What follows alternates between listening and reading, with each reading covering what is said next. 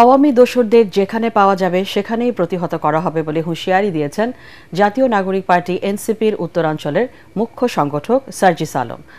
আওয়ামী লীগ নিষিদ্ধ ও গণহত্যার বিচার দাবিতে এনসিপির বগুড়া জেলা শাখার উদ্যোগে আয়োজিত বিক্ষোভ সমাবেশে তিনি কথা বলেন। বগুড়া থেকে আওয়ামী লীগ প্রতিরোধের যুদ্ধ শুরু হবে বলেও এ সময় মন্তব্য করেন তিনি।